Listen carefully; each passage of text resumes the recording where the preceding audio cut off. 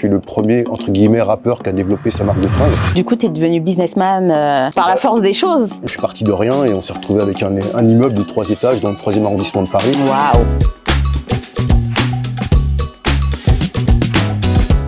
La visite de Snoop Doggy Dogg, la visite des mecs du Wu-Tang. La dernière année, donc j'ai vu que vous avez clôturé à 10 millions de CA. C'est vrai qu'une telle réussite, tout le monde ne l'a pas, donc tu peux pas non plus arriver de là de ton hip-hop et être le roi du business, non, c'est pas possible. Bienvenue sur Brain Apart, le podcast des marques à part. Ici, on parle branding avec des pros qui partagent des conseils et des hacks pour créer et faire vivre des marques mémorables. Et pour visionner nos backstage, avoir le résumé du podcast et plein de conseils exclusifs, inscrivez-vous à la newsletter. On se retrouve chaque mois pour un nouvel épisode. C'est le top départ pour la saison 2 de Brain Apart. Et pour l'ouverture de cette saison, on reçoit un artiste, un entrepreneur, un créatif. Si je vous dis Royal Wear, vous pensez à qui? J'ai nommé, roulement de tambour, Salut Sophie. Salut.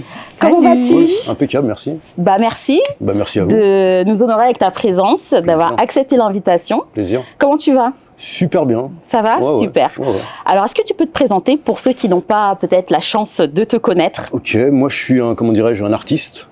Créatif depuis l'âge d'or du rap français, on va dire. Donc dans les années 90, fin 90, j'ai commencé déjà à créer ma marque de vêtements, on va dire, et pas uniquement, j'ai aussi fait de la musique, producteur, beatmaker, rappeur, et créateur, designer, et plus encore, quoi. Donc un artiste avec un grand A, j'ai envie de dire. Voilà. Un créatif multicasquette. Exactement. Alors, nous, notre concept de podcast, c'est le branding. Et quand on parle branding, on parle beaucoup du why. Le why, c'est la raison d'être, c'est, j'ai envie de dire, même ta mission de vie. Marie, si tu as envie d'ajouter quelque chose sur le why? Bah, je pense que tu l'as bien dit, on l'a dit aussi sur les saisons précédentes. Vraiment, pourquoi est-ce que tu fais les choses? Quelle est vraiment ta vision derrière ce que tu veux mettre en place? Et comment ça se matérialise dans les différents projets que tu as autour de tout ton art, en fait. Voilà. Ma question, pour être plus précise, quel est ton why? Alors, mon why, pour reprendre ta formule, j'ai envie de te dire que... Effectivement, quand tu es créatif, moi, c'est un peu ma façon de respirer que de créer. Donc, mon why, c'est un besoin de m'exprimer, de respirer, d'extérioriser toutes mes idées.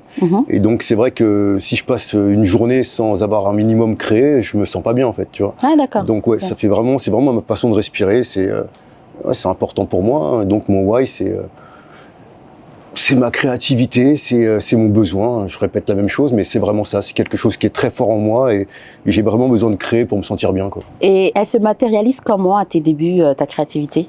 De plusieurs façons, parce que moi je suis quelqu'un qui est tombé amoureux du hip-hop de A jusqu'à Z. C'est-à-dire que dans le hip-hop, il y a la danse, donc moi j'ai commencé par danser, ce qui fait que je suis le mentor aujourd'hui d'un mec qui s'appelle Brucey Kanji. Je lui ai donné des tricks à l'époque. Aujourd'hui, c'est un des plus grands danseurs de France qui a ouvert son école de danse, avec son concours de danse international, il s'appelle le Juste Debout. À côté de ça, la musique, tu vois, moi j'ai commencé à composer, donc j'ai eu la chance de faire des sons pour NTM, notamment un son qui s'appelle That's My People, qui est considéré comme un des plus emblématiques sons du rap français. Donc à côté de ça aussi, donc le rap, donc moi j'ai aussi écrit des textes parce que j'avais besoin d'extérioriser aussi tout ce qu'il y avait en moi, ce qui fait que dans les années 2000, j'ai sorti un single et j'étais numéro 1 au top. Donc voilà, ça se concrétise, ça se matérialise de la façon suivante, c'est-à-dire besoin d'extérioriser ce qui est en moi, artistiquement, de mille et une façons. Et c'est vrai que voilà, je suis un touche-à-tout, un multicasquette comme tu l'as dit tout à l'heure. Et je le prouve avec effectivement des succès sur mes projets. Quand j'ai développé ma marque de vêtements, pour le coup, je suis le premier, entre guillemets, rappeur qui a développé sa marque de fringues. J'ai créé une marque qui s'appelait Royal Wear en 97, 98, 99.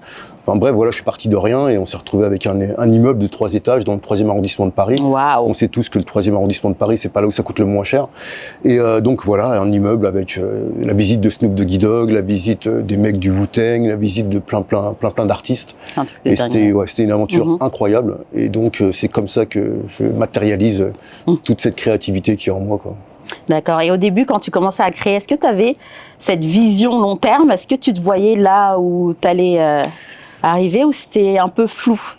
Disons que, comment dirais-je, sans aucune prétention, tu vois, j'ai une telle créativité que je peux pas faire autre chose que faire ça et continuer de le faire. Que ce soit avec ou sans succès, je continuerai de créer. Donc pour moi, c'est très clair, c'est que c'est ma vie en fait. Donc c'est pas flou, c'est clair et net en fait, tu vois. Donc la vision, alignée. Ouais, complètement. Okay. Et quand tu crées, du coup, justement, tu as besoin de t'exprimer. Ça peut être par l'écrit, par la musique, ça peut être par le textile. Je ne sais pas si tu dessines, etc. Et est-ce que, du coup, autour de toi, quand tu lances Royal Wear, est-ce que tu as des personnes autour de toi qui sont là pour t'aider sur le stylisme, sur les coupes, sur le tissu, etc. Ou c'est vraiment... Dans un premier temps, non, j'ai mes idées, et puis tu vois, de toute façon, c'est comme tous les créateurs, tu vois, à un moment, tu as un sourcing, tu vois, il y a des choses qui t'inspirent, donc tu reprends parfois des choses que tu détournes, tu vois, et que tu mets à ta sauce, parce que tout le monde s'inspire de quelque chose. T'es pas systématiquement obligé de le faire, mais bon, à un moment, tu peux avoir un froc, tu vois, d'un pantalon que t'adores, parce qu'il tourne d'une façon particulière. Bah après, tu t'inspires de cette façon et après, tu rajoutes ta touche. Donc, il y a plein de choses qui peuvent t'inspirer, hein, tu vois. Tu croises quelqu'un dans la rue qui a un flow particulier, ça va t'inspirer. Tout est source d'inspiration, quoi. Tout, un canapé, tu vois. Tu vois le motif qu'il y a là-dessus, tu vois. Effectivement, ça peut t'inspirer des choses. Donc, ouais, moi, je m'inspire de tout. Et est-ce qu'il y a des gens autour de moi, dans un premier temps, j'ai pas besoin, on va dire, tu vois. Mais après, effectivement, quand tu as un développement, comment dirais-je, colossal, bah, tu peux pas faire tout seul. De toute façon, on fait jamais tout seul au bout d'un moment. Donc, à un moment, tu t'entoures de personnes compétentes, ouais. Et il faut une équipe compétente pour pouvoir aller loin. Parce qu'effectivement, sur une telle entreprise, entre guillemets, ouais, il faut une bonne équipe parce que c'est important d'être bien entouré pour pouvoir effectivement faire de grandes choses.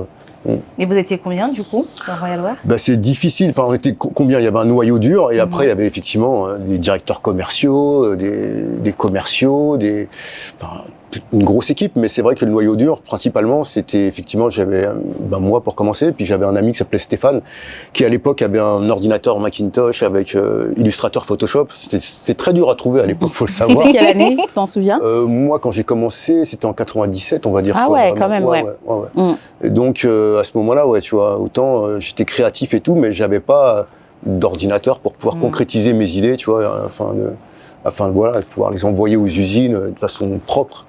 Et donc, voilà, donc il y a eu ce Stéphane, il y a eu un ami qui s'appelle Fana aussi, qui nous a aidés sur, comment dirais-je, tout ce qui est marketing, parce qu'effectivement, j'avais un gros réseau, et Fana en avait un également, et donc ça permettait de mettre placer des habits sur des artistes, tu vois, et ça, c'était cool, quoi. Donc, il y avait tout ça, et puis après, l'équipe, dans la globalité, bah, c'était balèze, quoi, mine de rien, parce que ouais, la marque, elle distribuait énormément sur plusieurs continents même, en fait, hein, tu vois. En fait, tu étais déjà dans le marketing d'influence. Ça veut dire déjà à l'époque. Ouais, on ne mettait pas ce mot-là dessus, mais en tout cas... c'est indispensable, hein, de toute façon. Ouais. C'est indispensable pour séduire les gens. C'est un moment pour séduire la masse. Ouais, c'est indispensable. Royal Wear. Parce que les gens nous entendent parler 97, 98. Ouais. Aujourd'hui, les jeunes ne connaissent pas, Ouais. hein, c'est sûr. Après, voilà, ça reste... Aujourd'hui, je travaille sur un film documentaire qui retrace tout ce parcours parce que j'ai beaucoup d'images, d'archives incroyables, pour de vrai. Je parlais d'immeubles, je parlais de Snoop Dogg, je parlais des neveux de Michael Jackson qui sont venus à l'inauguration. Je t'en passe, c'est des meilleurs. Et j'ai tout ça en vidéo et je suis en train d'avancer sur ce film documentaire. Trop bien, il sort quand ? J'espère que l'année prochaine, j'aurai des vraies informations, 2025. il y aura des vraies choses à... Okay. Ouais. Parce que là, effectivement, il y a un gros travail de fond à faire. Ça avance considérablement, mais il y a encore pas mal de travail. Mais voilà, ça va être quelque chose de fort parce que c'est vrai que ça mélange la musique, la mode, il y a un vrai relief, il y a aussi de la trahison, des embrouilles, des machins. Donc ouais, c'est ma vie en fait. Et au moins, ce qui est intéressant, c'est que voilà, c'est pas un long fleuve tranquille, il y a un vrai relief de vie qui fait que quand tu vas voir le film, tu vas dire ouais, c'est un truc de fou quoi, tu vois. Et c'est vrai que t'en prends plein la gueule aussi, attention, c'est pas que ouais, c'est super, j'ai mon immeuble, tout va bien et tout. Non, le business c'est chaud quoi, tu vois, il y a des requins de fou quoi. Ok. Bah pour revenir justement à la création de ta marque, c'était quoi les premières étapes ? Qu'est-ce qui s'est passé ? Comment t'as enclenché tout ça ? Aussi les motivations qui t'ont poussé à faire Royal Wear aussi. Alors les motivations, moi je suis un artiste qui aime la musique, qui fait de la musique, qui danse. Tu vois, quand tu danses, ouais, au départ c'était des phases de Smurf et tout, t'es là avec les blocages et tout. Ah, je me souviens. Ouais, tu vois, c'est pas de la un danse peu aussi du comme ça, tu vois. C'est vraiment, ouais. Donc là-dedans, j'avais un bon niveau, tu vois. Et c'est vrai que voilà, quand tu danses, tu vas faire un battle. À l'époque, ça s'appelait des défis. Bah, t'arrives avec ton style, tu vois. Chacun a son style, tu vois. Et le style, il est super important en fait, tu vois. Donc t'as ton image et de fil en aiguille, tu veux créer ton univers complet. C'est bien de mettre des marques des autres, mais au bout d'un moment, ta personnalité, tu veux que ça soit vraiment toi. Donc tu commences à créer tes propres vêtements. Et c'est vrai que le mot royal, il m'a plu, parce qu'un jour je me disais tiens, il faut que j'avais un label musical, tu vois, j'ai appelé Royal Production, tu vois. Et puis je voulais un R avec une couronne pour faire, parce qu'effectivement quand tu danses et que tu veux être le meilleur, tu veux être le roi, tu vois. Donc la couronne, ça sonne bien, tu vois. Ouais. Et du coup, voilà, j'ai demandé, je voulais un R avec une couronne, et j'ai été voir ce fameux Stéphane qui avait un ordinateur. Je dis voilà, je veux ça, comme ça, comme ça. Donc il m'a aidé à concrétiser mon logo. Et de mon logo, de ma boîte de production, je me suis dit je vais en faire une marque de fringues parce que le logo est trop beau et j'ai envie d'en faire une marque de fringues, quoi, tu vois. Et donc j'ai commencé à développer cette marque de fringues, et la motivation, effectivement, c'était que mon style, ma personnalité soit bien représentée. Enfin, voilà, que ça corresponde à qui je suis. Donc voilà, il a fallu que je crée ma propre marque de fringues pour pouvoir aussi créer mon univers complet. Ce qu'il y avait sur le marché, ça te plaisait pas? C'était trop... Bah, il y avait des trucs bien, mais j'avais l'impression aussi que je pouvais ramener mon truc, quoi, tu vois. C'est pas juste... Moi, j'ai toujours... Quand même, je suis plutôt un meneur qu'un suiveur, tu vois, l'art de loin. Donc, amener ta touche, c'est important, surtout quand tu as quelque chose à dire, quelque chose, tu as besoin de t'exprimer. Il faut y aller, quoi. Tu vois, il faut emmener ta couleur et tout ce qui va avec. Donc c'est ce que j'ai fait parce que j'en ai la capacité, en fait, tu vois. Et encore aujourd'hui, tu vois, je ponds des idées qui n'existent pas internationalement, tu vois, que pour de vrai, quoi. Tu vois, j'aurai l'occasion de vous montrer peut-être après l'émission des petites idées. Bien. Et donc voilà, quoi. Donc c'est vraiment, c'est ta question, je me rappelle plus exactement, mais en tout cas. Toi, tu as bien répondu. Cool, motivation, tout ça. Ouais. Et puis c'est vrai qu'un mec comme Michael Jackson m'a vachement inspiré dans le sens où voilà, c'est pas un mec qui vient et qui chante sa chanson, c'est un mec qui vient et qui te sort des pas de danse incroyables comme t'as jamais vu, qui arrive avec des fringues, tu te dis mais c'est quoi ce délire, tu vois ce que je veux dire. Donc c'est vraiment une vraie source d'inspiration pour beaucoup de monde, dans le monde entier de toute façon, quoi, tu vois, même les plus grands parlent de lui encore aujourd'hui, alors que ça fait un paquet de temps qu'il est mort, le mec. Ouais, de fond. Voilà, quoi. Donc tu te souviens de ta première création ou pas? C'était quoi? Waouh. La pièce ou la pièce phare que tu disais, ça c'est moi, ça. Bah, de toute façon, tu sais, à partir du moment où effectivement que je mette ce logo qui était incroyable sur une pièce en cuir avec embossé, tu vois, c'est-à-dire que tu as ton logo qui ressort, tu vois, il n'y a pas de broderie ou quoi, tu vois, vraiment il est embossé, il ressort avec les formes, et un blouson en cuir super travaillé, incroyable. Et pour la petite histoire, c'est vrai que on parle beaucoup de P. Diddy de façon très négative aujourd'hui, il y a juste titre, tu vois. Et c'est vrai que Cut Killer, il avait eu l'occasion de DJ pour P. Diddy, il avait ramené un blouson de cuir bad boy qui était magnifique et tout. Et c'est vrai que c'est un truc aussi qui m'avait inspiré, tu vois, qu'on avait fait à notre sauce. C'est pas du plagiat copier-coller, pas du tout, hein. Je te parle en toute franchise. C'est-à-dire que voilà, tu vois, le cuir était beau, machin. Je dis, tiens, moi, je veux un blouson en cuir encore plus énervé que celui de P. Diddy, tu vois. Donc, on a travaillé notre truc. Donc, je rappelle que cette pièce, elle était incroyable, tu vois. Matthew Stone, à l'époque, il avait fait R&B de rue. Même dans son clip, on peut apercevoir encore le blouson de cuir, là. Et voilà, donc ça fait partie de... Il y a eu plein de trucs, il y a eu plein de pièces incroyables qu'on a pu créer. Donc j'en ai pas une en tête particulièrement, mais ouais, il y a plein de trucs dont j'étais très fier qu'on a sortis à l'époque. Super. Aujourd'hui, je te dirais, dans les créations dont je te parle, que j'ai juste fait en prototype, une pièce qui sert à rien, mais dont je suis très fier. Quand je dis ça sert à rien, c'est parce que c'est plus gadget qu'autre chose. C'est-à-dire que dans une casquette, tu vois, j'ai mis dans la visière de la casquette de la lumière, ce qui fait que ça éclaire ton visage. Ah waouh. Et pourtant, la visière reste aussi fine qu'elle l'est, tu vois. Parce que je me suis projeté sur comment faire une collection du futur, en fait. Mais ça doit faire peur quand même. Non, t'imagines quelqu'un dans le noir, il a la casquette comme ça, il y a son visage qui éclaire. Ouais, mais ça fait stylé de... Mais après, dans l'univers de la musique ou sur un clip, c'est pas forcément quelque chose que tu portes tous les jours. On est visionnaires, nous aussi, ma chérie Lexuli. Excusez-moi. C'est exactement ça. Et du coup, tu les as encore? Enfin, t'as quand même des pièces...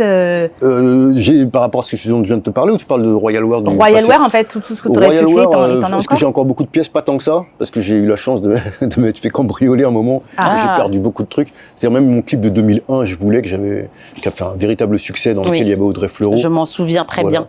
J'avais même gardé, le lendemain, j'avais pris toutes les fringues que j'avais, je les avais conservées, mais tout a sauté. Oh, waouh. Donc ouais, il me reste pas grand-chose en fait. Mais c'est vrai que j'ai eu énormément de demandes pour relancer cette marque. Mais comme je disais, effectivement, dans le film documentaire, on va se rendre compte qu'il y a tout un relief, qu'il y a des embrouilles, des machins. Donc aujourd'hui, je n'ai plus la propriété de la marque pour différentes raisons. On essaie d'y travailler pour récupérer tout ça, mais c'est pas une mince affaire. Et tu dis que tu vas avoir un documentaire qui sort. Est-ce qu'à l'époque, tu avais déjà quelqu'un qui te suivait, qui filmait, qui enregistrait du contenu pour avoir des archives, ou c'est vraiment là, c'est à l'aide de ta mémoire et du coup tu vas reconstituer, tu écris, ou tu auras les deux? En fait, j'avais personne qui filmait, c'est moi qui filmais en fait. Tu vois. Ouais, c'est moi qui filmais, et d'ailleurs même, tu vois. Tu filmais avec quoi à l'époque? Tu sais, un caméscope, tu vois, petit caméscope. cachette DV, tu vois. Ouais. J'en ai eu plein des caméscopes du coup, tu vois. Non, c'est moi qui filme, et c'est vrai que même dans les rushs que je regardais dernièrement, à un moment, le mec il me dit pourquoi tu filmes tout le temps? Et je lui dis, je suis en train de préparer un film, tu vois. Et il y a déjà un paquet d'années, tu vois, je suis en train de lui dire ça, quoi. Waouh, la vision. Parce que si on était en 98, 97, alors mes calculs sont pas bons, mais on est en 2024, donc ça fait bien plus de 15 ans. Un paquet de temps, ouais, complètement. Okay. Bon, on va rester branchés pour voir ce qui va se passer. Ouais. Là, pour finir, peut-être quand même sur Royal Wear, parce que là, ça fait un moment et après, on va basculer sur ce que tu fais aujourd'hui. La dernière année, donc j'ai vu que vous avez clôturé à 10 millions de CA. Est-ce que tu peux nous expliquer un petit peu, selon toi, quels étaient les éléments clés qui vous ont permis justement d'avoir cette croissance et cette rentabilité pour avoir une marque qui génère autant? Alors, je pense déjà que le mot royal est très bien choisi dans le sens où dans tous les pays du monde, il y a toujours un hôtel, tu vois, un peu classe, qui s'appelle le Royal. Donc, c'est un mot international qui parle à tout le monde et qui tire vers le haut la personne qui porte ce nom quelque part, tu vois. Donc, ça, c'est déjà un élément. Donc, un nom qui est porteur, un logo porteur, un réseau d'artistes, intéressant, tu vois, incontournable même. Donc, tout ça, ça a contribué. Et puis, une équipe compétente, parce que sans une équipe compétente, tu vas pas bien loin. Et puis un créatif. C'est voilà, toi. quoi. Je sais qu'on va découvrir ça dans ton documentaire, mais à ton avis, qu'est-ce qui a fait qu'aujourd'hui, peut-être Royal Wear n'est plus? S'il y avait des choses à refaire, qu'est-ce que tu ferais? Alors, que Royal Wear n'est plus, ben oui, parce qu'à un moment, moi, je suis artiste, je suis pas businessman. Même si j'apprends sur le tas, mais pas suffisamment pour pouvoir effectivement éviter les erreurs qui ont pu se passer pendant ces années. Donc, à refaire, ben, il aurait fallu faire des études dans le business, tu vois, pour pouvoir effectivement être à la hauteur de ce qui se passe. Parce que moi, j'arrive en tant qu'artiste, voilà, j'ai ma petite expérience dans le business, mais insuffisante par rapport à ce qu'était Royal Wear, l'empire Royal Wear. Donc, il aurait fallu effectivement être sur ses gardes, moins faire confiance.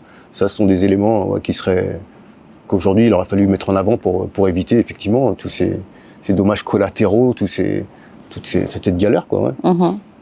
Et est-ce qu'en termes de branding, parce que là tu nous dis que Royal Wear ne t'appartient plus forcément, est-ce que du coup à l'époque tu avais conscience qu'il fallait peut-être protéger la marque, qu'il y avait toutes ces étapes-là à mettre en place?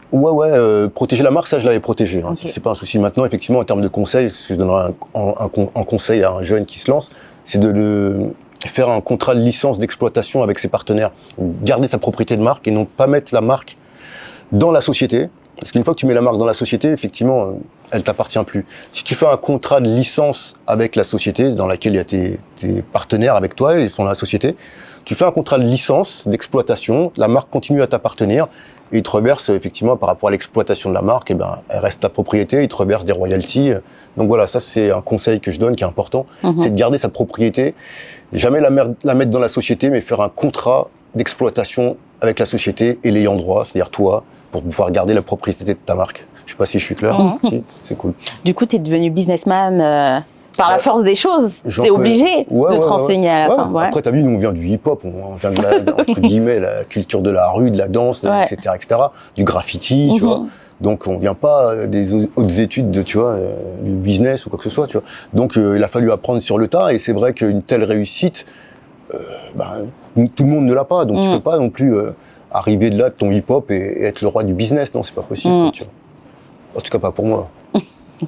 Mais je me suis quand même pas mal débrouillé, tu vois. Ça reste, même s'il y a eu effectivement des problèmes dans cette aventure, ça reste la plus belle histoire de ma vie, quoi. Donc, on avait Royal Wear.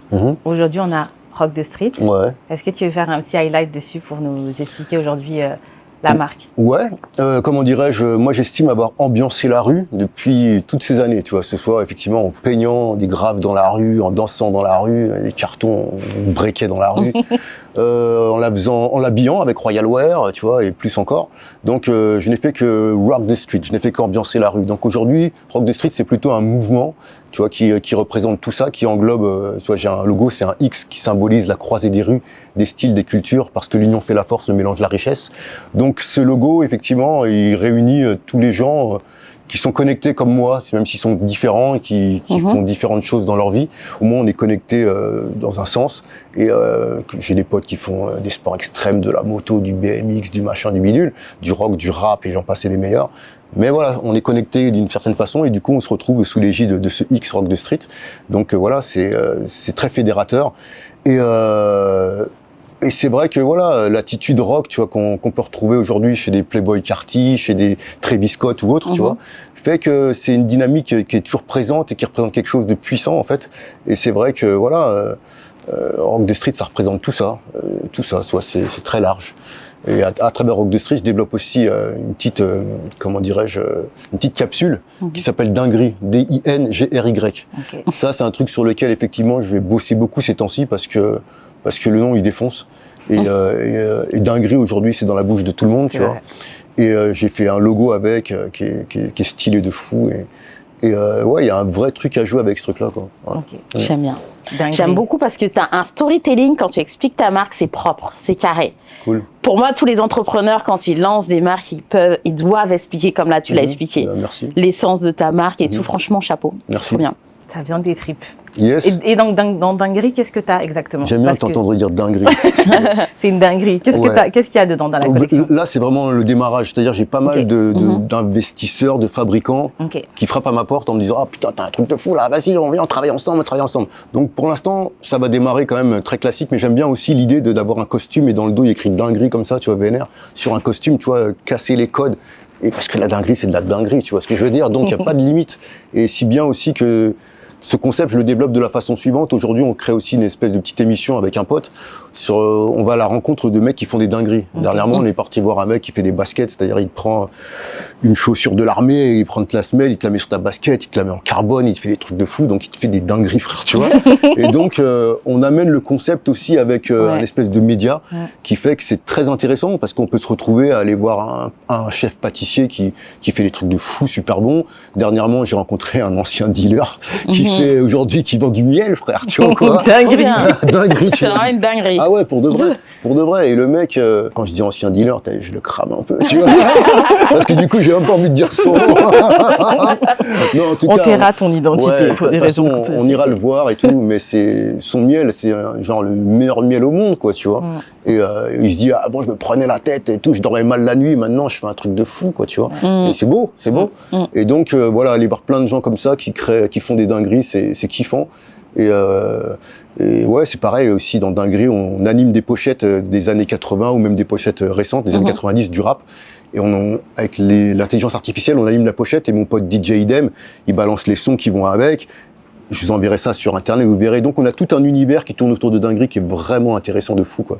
Vraiment intéressant de fou. On a hâte de découvrir tout ça en tout cas. Mais je trouve qu'en plus, Dinguerie fait partie intégrante de Rock de Street parce que c'est la croisée. Donc en fait, on a tous une histoire. Ça évolue. Absolument. Il était dealer, maintenant il vend du miel. Enfin, il se passe des choses et tout est connecté. On est interconnecté. Et je trouve que ta vision est tellement claire qu'en fait, tout est multipotentiel. Tu peux, ça se multiplie, ça se produit de différentes façons, médias, ça peut être du textile, ça peut être de la musique, ça peut être des poèmes, enfin c'est... Ouais, il n'y a pas de limite, c'est ça qui est cool. Non. Et c'est vrai que j'avais le sentiment à l'époque de Royal, tu vois, à un moment, à cette époque-là, les gens disaient, oh putain, c'est Royal, tu vois, c'était le mot. Et là, j'ai l'impression d'avoir le mot du moment qui, pour moi, est dinguerie, tu vois. Et le fait d'avoir écrit cette orthographe D-I-N-G-R-Y, ben, personne, ou presque personne, parce qu'on ne dit jamais personne, n'y a pensé en fait. Parce que tout le monde dit dinguerie, mais comme ça s'écrit d'une façon qui n'est pas vraiment exploitable, personne calcule trop, tu vois ce que je veux dire. Et l'idée était effectivement, de l'écrire de cette façon.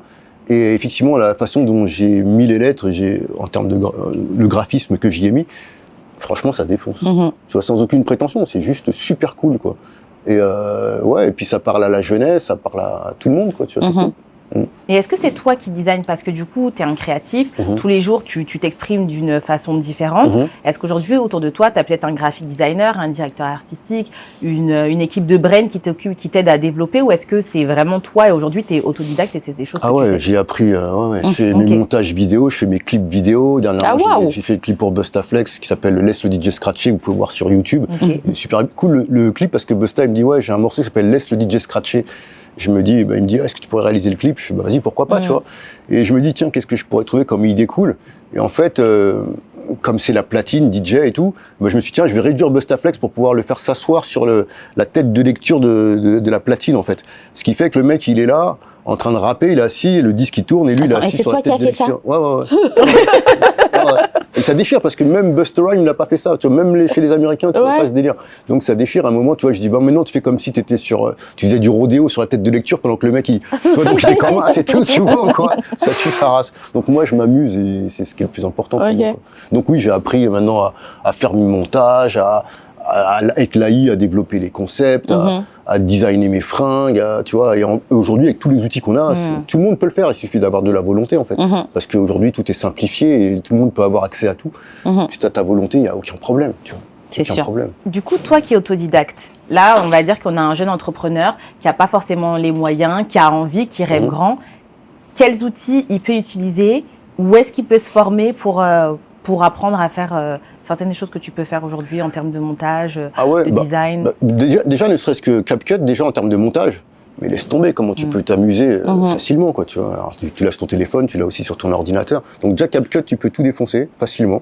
En termes de design, déjà Illustrator, Photoshop, voilà, quoi. Moi, t'as vu, c'est des outils que j'utilise fréquemment parce que voilà, dès que j'ai une idée, hop, c'est parti, tac, tac, tac, je le réalise. Et quoi d'autre après, voilà, hein, tu vois, en vidéo, une fois que ton téléphone, déjà, tu fais des trucs de dingue, tu vois. Tu fais des montages, tu mets des effets, ça y est, c'est parti, quoi. Enfin, il n'y a pas de limite, quoi. Ça, on peut dire que c'est ta boîte à outils, un peu. Ouais, donc, CapCut, ouais. Photoshop, Illustrator, et ton téléphone. Ouais. T'as une caméra? Je dois en acheter une la prochaine. Ok. Téléphone, est-ce que tu recommandes un téléphone en particulier? Parce qu'on essaye vraiment de dire qu'on donne des conseils activables. C'est-à-dire qu'aujourd'hui, si tu es tout seul ou que tu as le budget que tu as, que tu puisses quand même mettre en place des choses et ne pas tout le temps attendre de dire qu'il faut de l'argent pour faire le projet, en fait, finalement. Il y a un Sony, je crois que c'est le S7, toi tu dois t'y connaître, monsieur, là. Qui est donc un téléphone Sony, mais déjà même les iPhones à partir de, j'ai envie de te dire, 14, 15, 16, t'es bien pour faire des trucs de fou. À mon avis, 14, 15, 16, t'es bien pour faire des trucs de fou en termes de qualité. Après, il y a des Sony S7, effectivement, qui ont une super définition, ça commence plus à ressembler à un film qu'à un téléphone, quoi. Donc ça, c'est pas négligeable, quoi. Voilà, à peu près. Et t'as appris comment? Parce que du coup, CapCut, Illustrator, tu les as téléchargés, t'as pris les licences, t'as commencé, ou est-ce que t'as été sur YouTube, t'as pris des cours? Ouais, tu regardes comment ça s'appelle, les tutos, mais c'est vrai qu'un truc comme CapCut, tu rentres dedans. C'est un peu intuitif, facile, quoi. Exactement, c'est complètement intuitif. Donc, et puis si tu bugs, tu regardes un tuto, ça y est. Donc, t'as pas d'excuses, parce qu'avant, moi, à mon époque, il n'y avait pas ces explications, ces tutos, ces machins. D'ailleurs, tu penses que si tu avais lancé Royal Wear à cette époque, ça aurait été dinguerie? Aujourd'hui, ouais, aujourd'hui. Je pense dinguerie ou pas? Tu sais où est-ce qu'il faut aller, là, dinguerie, là, tu vois. Mais je pense que Royal, c'est un truc qui marche tout le temps. Dans le sens où le mot Royal, il t'apporte quelque chose, quoi qu'il arrive, les gens, ils aiment ça. Mais aujourd'hui, dinguerie, t'as envie de foncer. Tu vois, on le dit, on sourit tout de suite, tu vois, il y a un truc qui est attractif. Est-ce que tu penses que c'est vraiment intemporel, dinguerie? Franchement, j'en sais rien. Franchement, alors que Royal, ça peut l'être, tu vois. Mais j'en sais rien, ça dépend ce que t'en fais aussi, tu vois. Si justement, sur ce laps de temps, tu développes quelque chose de fou, et une fois de plus, ce décalage, c'est-à-dire d'avoir du dinguerie sur du costume, sur des fringues, tu vois, c'est ça qui est intéressant aussi. Donc, tout dépend de comment tu le développes et ce que t'en fais, en fait, tu vois. T'avais une vision pour Royal Wear, t'es allé jusque dans un building de je ne sais combien d'étages. Là, c'est quoi ta vision pour Walk the Street? En fait, comment dirais-je, tu sais, je me mets pas d'objectifs, je mets des objectifs, mais je m'en mets pas également, tu vois. C'est-à-dire que je me fais plaisir, en fait, tu vois. Maintenant, bien sûr, l'idéal, c'est que je puisse vivre de mon art, c'est-à-dire gagner de l'oseille par rapport à ce que j'aime créer, tu vois. Parce qu'il faut pas se voiler la face. Aujourd'hui, l'argent, il est important pour pouvoir développer ses projets, vivre et être heureux, entre guillemets. Donc, quel objectif? De pouvoir effectivement générer de l'oseille, quoi qu'il arrive, tu vois, en se faisant plaisir, tu vois. D'abord, en se faisant plaisir, tu vois. Autant que Royal Wear, 10 millions? Plus, j'espère. J'espère plus, plus. Aujourd'hui, les stars du rap français, aujourd'hui, c'est limite des stars internationales, aujourd'hui, tu vois. C'est vrai. Avant, c'était pas le cas, tu vois. Avant, des Français qui remplissaient Bercy, tu peux les compter sur les doigts d'une main, tu vois. Aujourd'hui, tu as des inconnus qui remplissent Bercy, quoi. C'est de la folie, des inconnus, quoi, tu vois. Donc, tu peux faire beaucoup plus d'oseille, tu peux toucher beaucoup plus de monde. Aujourd'hui, en France, on commence à être respecté, tu vois. Quand tu vois, comment il s'appelle, Central C qui balance des wesh partout parce qu'il entend ça en France, et que maintenant tous les Anglais disent wesh, et franchement, on commence à avoir un impact sur le monde considérable. Et puis c'est vrai qu'avec des marques comme Louis Vuitton, qui sont mine de rien des trucs qui viennent de France et tout, tu vois, les Français, ils sont lourds. Maintenant, effectivement, on a un gouvernement qui fait que le peuple est en souffrance, mais quoi qu'il arrive, il y a un vrai potentiel en France, quoi, tu vois. Du coup, parce que là, moi, en fait, il y a dinguerie qui est restée dans ma tête. Ça me fait plaisir. Vraiment, qui est restée. Surtout, je pense que le média le média, parce que pour moi, dinguerie, c'est plutôt, c'est dans une dimension inattendue. Vraiment, où là, c'est la rencontre de choses où on s'y attend pas. Il y a un avant, il y a un après, où il y a un mix un peu spécial. Est-ce que le média va être le pilier principal, ou est-ce que vraiment tu te dis d'abord c'est la collection et ensuite tu vois comment est-ce que tu peux le développer? Je crois qu'on va balancer tout en même temps, dans le sens où, sens où, comment dirais-je, tu sais, même quand on va interviewer les mecs, on porte les fringues, tu vois ce que je veux dire? Donc tout vit en même temps quelque part. Est-ce que tu as du dinguerie sur toi aujourd'hui? Non, pas aujourd'hui, j'aurais pu, mais pas aujourd'hui. Non, mais là, dès lundi, là, ça part à la fabrication, les trucs et tout, dès lundi.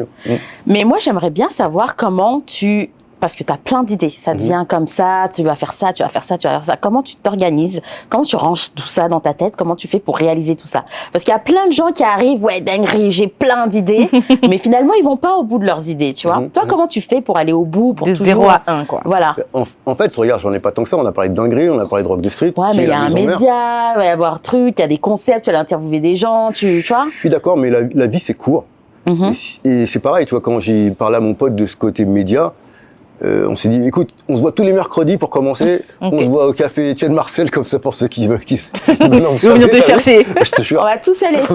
Et parce que moi, même si tu n'y arrives pas, l'important c'est d'essayer, tu vois. Se sortir les doigts du cul. Excuse-moi, tu vois. Non, mais faut pour le de dire. vrai. Ouais, pour de vrai. Et même si tu n'y arrives pas, ben viens, on essaie. Et à partir du moment où tu essaies, moi je suis content de ouf, en fait, tu vois. Et la vie c'est court. Et moi, effectivement, j'ai tellement d'idées dans ma tête que je me dois de foncer tout de suite. Tout de suite. Quand je rentre chez moi, tout à l'heure, je prends mon ordi, tac, tac, tac, tac, je crée. Parce que je sais que j'aurai jamais assez d'années de vie pour concrétiser tout ce que j'ai dans ma tête. Donc, j'ai pas de temps à perdre, en fait, tu vois, pour de vrai, tu vois. Parce que j'en ai pleinement conscience. Je sais que le temps, il passe vite et que j'aime tellement créer, j'aime tellement voir se concrétiser mes idées que je m'en voudrais trop si je me vois vieux et que j'ai pas fait ou essayé de faire des choses, tu vois. Et ça, je m'en voudrais trop. Tu peux pas vieillir avec des regrets, quoi. Exactement.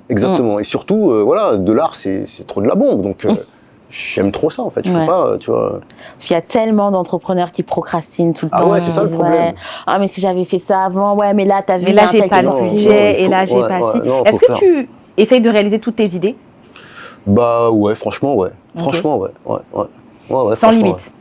Ben, j'essaie quand même, franchement, pour de vrai, parce que bien sûr, je sélectionne mes idées, tu vois, pour vraiment concrétiser toutes les meilleures. Après, j'ai envie de te dire que j'en ai beaucoup des bonnes. Hein.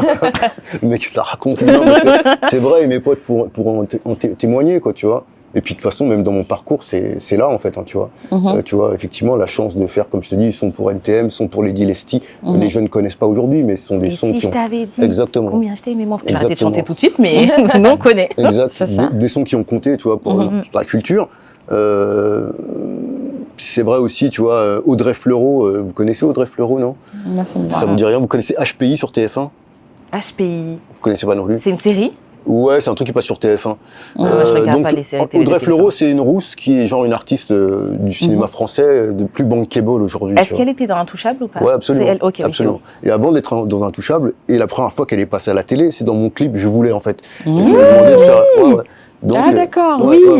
Ah, le lien, Donc tu vois, j'ai un parcours où il y a plein de trucs assez ouf de ce calibre. Tu vois, comme je parlais tout à l'heure de Brucey Kanji, dont je suis le mentor, qui aujourd'hui est un danseur de ouf. Quand t'entends les Big Flo Oli qui disent quand ils ont commencé à rapper, c'est en écoutant mon single Je voulais, et c'est ça qui leur a donné envie de faire des trucs et tout, tu vois. Donc il y a plein d'informations comme ça que les gens ignorent complètement, mais qui vont découvrir dans mon film documentaire. Et voilà, donc je suis vraiment un mec qui est fait pour ça et qui aime ça en fait, tu vois. Et voilà, et donc jusqu'à mon dernier souffle, jusqu'à mon dernier battement de cœur, jusqu'à ce que je meure. Waouh, ça c'est puissant, ça. Yes. Mais c'est la vision. Mais vraiment, en fait, t'es un visionnaire parce que malgré il y a des années qui se sont écoulées, il s'est passé beaucoup de choses, mais en fait, t'as quand même un fil conducteur qui fait que la créativité a besoin, enfin en tout cas, t'as besoin de l'exprimer, et que mais ton message reste quand même, tu vois, j'ai l'impression que le message quand même il reste le même.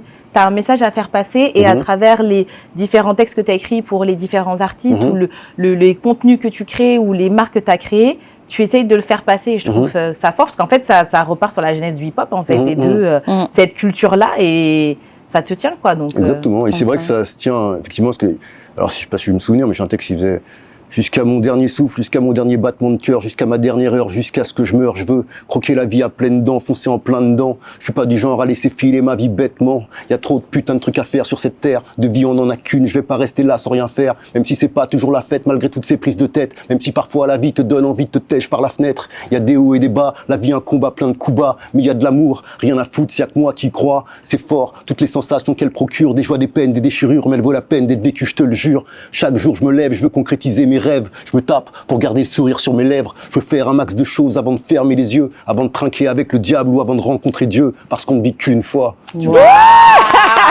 Yeah. Bravo. On coupe tout, c'est fini. L'épisode. It's a wrap. Ça, ah là là, incroyable. Incroyable. Non, mais ça se sent, ça se sent. Yes. On sent l'énergie et puis c'est vraiment l'essentiel. Mais du coup, pour revenir en mode conseil pour les entrepreneurs, tu penses qu'aujourd'hui, le petit mec qui est dans sa chambre, qui est créatif, mais qui n'a pas une thune, qui n'a pas forcément un réseau, qu'est-ce que tu lui conseillerais de faire? Moi, ce que je disais encore dernièrement, c'est que le petit jeune qui est dans sa chambre, aujourd'hui, il y en a plein comme lui, et qui font plus d'audience qu'un prime sur TF1, en fait. Qui sont plus importants qu'une structure comme TF1 en termes d'audience. Donc, le petit jeune, même sans oseille, il fasse marcher son cerveau et qu'il trouve une idée qui fasse que, voilà, ça le propulse, quoi, tu vois. Et ça, c'est à la portée de tout le monde, en fait. Parce qu'aujourd'hui, les cartes, elles sont distribuées de telle façon que tout le monde a sa chance. Il faut juste, une fois de plus, se sortir les doigts du... Yeah. Donc ouais, je pense que ouais, le petit jeune, il peut. Je te jure qu'il y a plein de petits jeunes qui mettent à l'amende des grosses structures, donc il n'y a pas de raison en fait. Ok. Et pour revenir un peu à l'univers branding, pour toi, c'est quoi une bonne marque? Une fois de plus, j'ai envie de dire un bon logo, un bon nom, un bon représentant, ou des bons représentants, de la bonne communication, des gens compétents, mais ouais, bon logo, bon nom, bon. Ouais. Pour commencer, c'est déjà pas mal, quoi, je pense. C'est beaucoup. Ouais. Puis tant qu'à faire, une belle qualité de fringue aussi, tu vois. Tant qu'à faire, pour que ça puisse Bon aussi produit, ce serait pas mal. traverser le temps. Je pense qu'on peut faire une bonne marque en faisant du dropshipping. On fait venir notre truc made in China. Et puis on fait un floc, un bon logo. En fait, tout est possible aujourd'hui, tu vois. Tout est... Le monde, il est fou, en fait. Le monde, il est fou dans le bon comme dans le mauvais, quoi, tu vois. Donc, tout est possible, tu vois. Après, je pense que il y a des marques qui dureront moins longtemps que d'autres, mais tout est possible. Ça, c'est sûr. T'as un titre qui va sortir, là? Ouais. Un clip qui va sortir? Yes. Ouais. Est-ce que tu peux nous en parler un petit peu?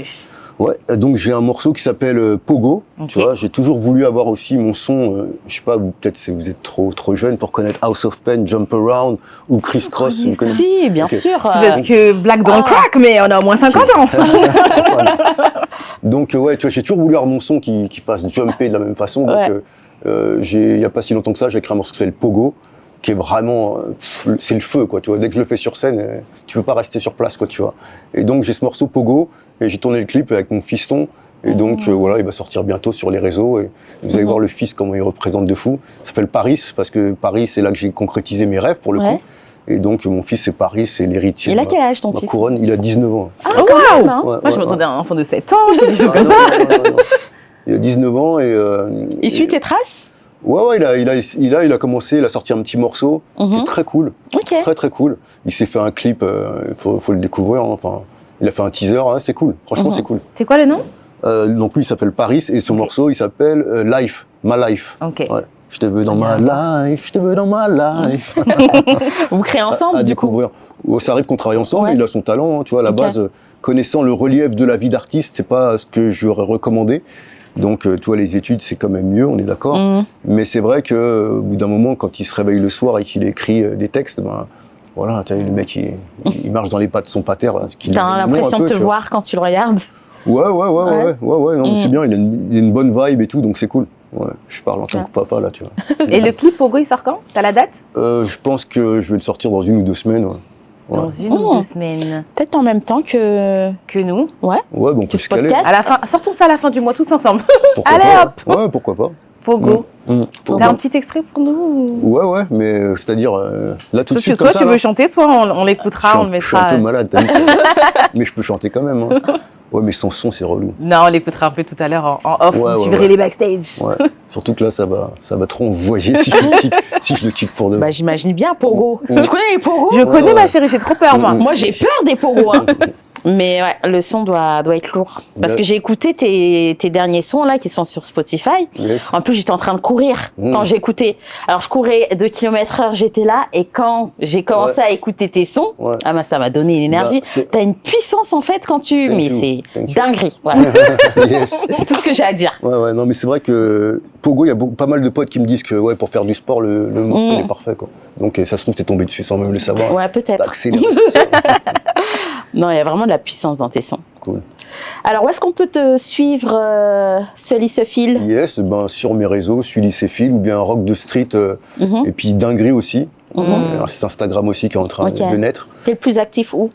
Suis Lycéphile, ouais. Vous pouvez me trouver là. Instagram, ouais. ok. Yes, voilà quoi. Ok. Un petit mot pour la fin? Merci pour l'invitation déjà, Merci bonne à vibe, toi. c'était très cool, merci beaucoup. Et puis je vous souhaite longue vie. Merci. C'est très cool votre projet et je vous souhaite tout du bon. Merci. À toute l'équipe aussi. Pour les jeunes qui nous ont suivis, c'était Sully Fil. Pour ceux qui sont vieux comme nous, qui le connaissent. Là, vous savez que c'est une dinguerie qu'on a eue sur franchement, ce podcast. Là, on s'assoit comme des grandes dames, mais c'est une dinguerie. C'est cool. Merci en tout cas. Avec plaisir, merci Super. à vous. Yes.